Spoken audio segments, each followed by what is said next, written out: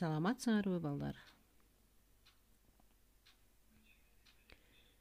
Бүгүнкү темабыз үрөөн жана аны себүүгө даярдоо ыкмасы тууралуу керектүү маалыматты издөө.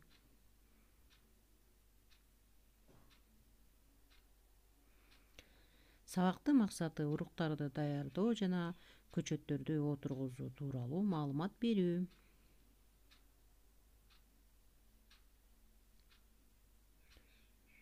Өнүктүрүүчүлүк уруктарды көчөттөрдү өстүрүү боюнча маалыматтарды алуунун жолдорун үйрөнүшөт.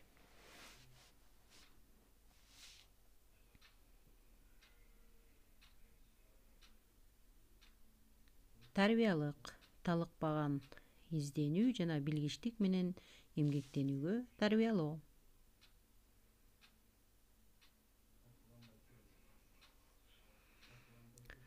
Жаз жарыш, күз күрөш. Жазгы жумуштар. Жаздын келиши менен күн узарып, карлар эрийт, жер жылып, көк чөптөр чыгып, бак дарактар бүрдөп, гүлдөр гүлдөп баштайт. Курт курмаскалар ойгонуп, келген куштар жылуу жактардан кайтып келишип, айлана шаңга бөлөнөт. Жаздын келиши менен көчөттөрдү өстүрүү жана уруктарды себүүгө даярдоо иштери башталат. Эмнен эксең ошону аласың деп жөн жерден айтышпаса керек. Жашылча өстүрүү жана бир жылдык жана көп жылдык өсүмдүктөр болуп бөлүнөт. Алар адамдарга керектүү витаминдерин, амин туздарын, белоктор, майлар, туздар жана даамдуу заттар бар. Жылуулукту көп талап кылган жана кургакчылыкка чыдамдуу өсүмдүктөрдү бакча өсүмдүктөрү деп атайбыз.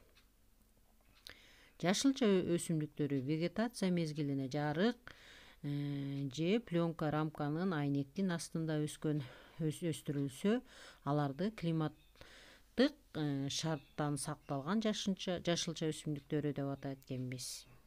Эгерде ошондой эле өсүмдүктөрдү ачык жарык жерге өстүрсөк, ал талаада өстүрүлүүчү жашылча өсүмдүктөр деп аталат экен.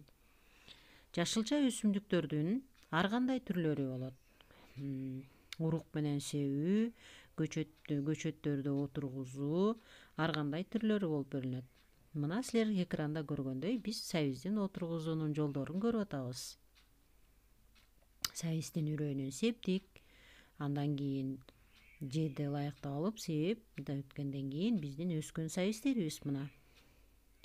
Кызылчаны дагы ушундай жолдор менен отургузабыз. Чеснокту дагы отургузуунун жолдору.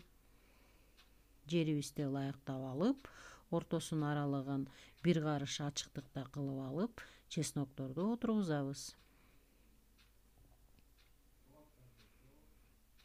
Өскөн чеснокторубуз мына. Жашылча өсүмдүктөрү төмөндүкүдөй группаларга бөлүнөт экен балдар.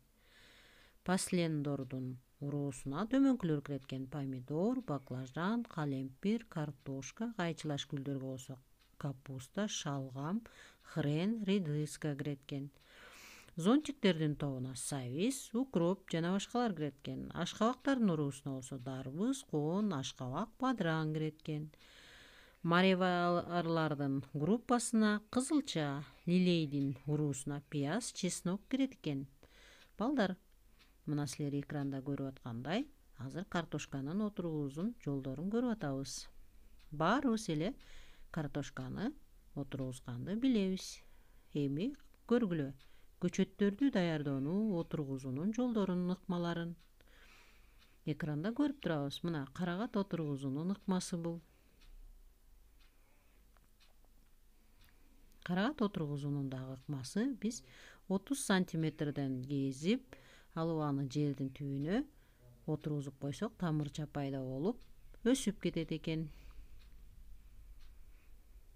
Алмалардын отургузууда жердин тереңдигин 70 сантиметр тереңдикте казып, көчөт чуңкурча кылып, анан биз алманы отургузсак болот экен.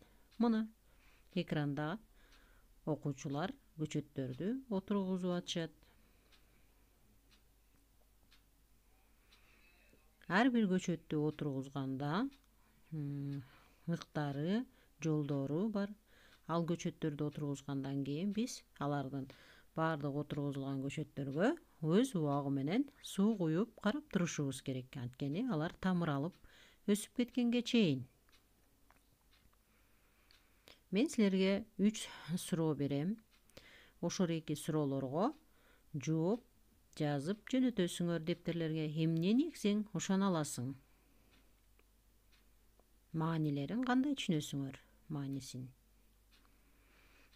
Көз коркок кол баатырдын маанисин кандай түшүнөсүңөр? Жаз жарыш күз күрөштүн маанисин кандай түшүнөсүңөр? Ушул макалалардын маанисин чечкилеп жазып классрумга жөнөткүлө.